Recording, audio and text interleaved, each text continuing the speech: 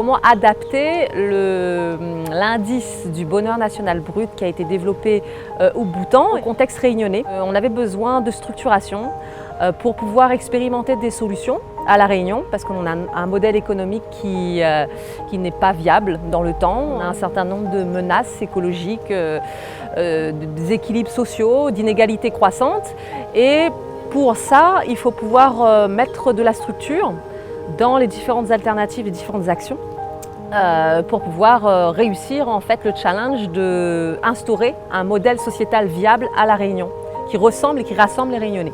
Au lieu de se baser sur l'économie, sur la richesse matérielle, on se base carrément sur le niveau de bonheur. En fait, on se base sur 3 critères, 3 fractures qu'on essaye de réparer. La fracture écologique, donc soit avec la nature, la fracture sociale, soit avec l'autre, et la fracture de sens, soit avec soi-même. Et à partir de là, on développe des compétences, donc de discernement, de non-jugement, de la joie, bienveillance, compassion, non-discrimination. Voilà. Donc le BNB, en fait, on pourrait dire que c'est un nouveau paradigme de développement, un développement économique, tout en préservant la culture et l'environnement.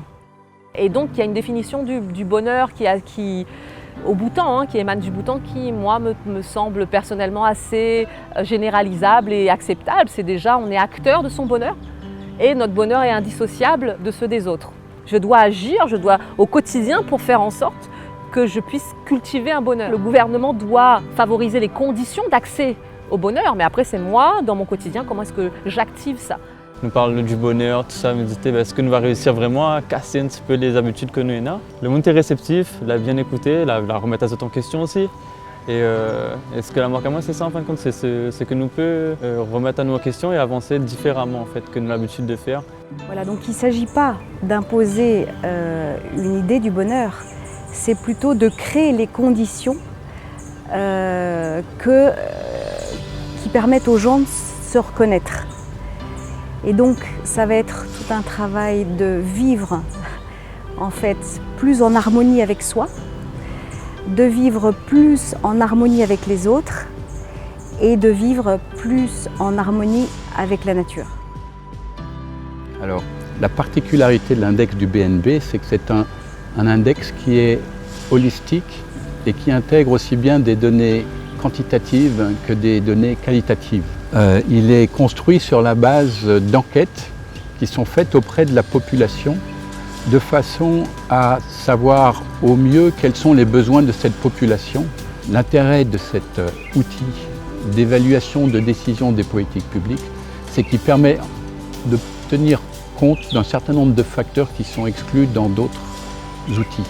C'est un outil en fait qui est corrélé avec le projet Isopolis, qui est vraiment dans le but, on est tous des personnes qui avons un peu envie de changer le monde, quoi, de faire un avenir vraiment qualitatif, de vivre plutôt que de survivre. En fait, on a des moyens, un outil en tout cas, vraiment concret, applicable, utilisable à grande échelle, que les citoyens puissent se l'approprier et ça répond vraiment aux problématiques qui grondent depuis. Et donc le bonheur national brut, ça fournit en fait une vision un peu globale sur 9 domaines. Il y a 4 piliers, 9 domaines sur lesquels on va aller plus précisément vérifier auprès de la population est-ce qu'ils sont satisfaits de la façon dont sont traitées les problématiques dans les 9 domaines qui comprennent en fait tous les aspects de la vie au quotidien. Et ça a été fait au Bhoutan. Donc le Bhoutan, c'est loin de chez nous, c'est pas notre culture. Et donc c'est comment est-ce qu'on adapte ça, nous, à notre contexte réunionnais. C'est un bonheur incroyable de dire qu'aujourd'hui, nous contribuons à créer ça parce que nous mettons ça en place et va exister à La Réunion. Nous veut mesurer le bonheur réunionnais brut. Et donc nous fait ça pour les générations à venir. Et ça, c'est génial.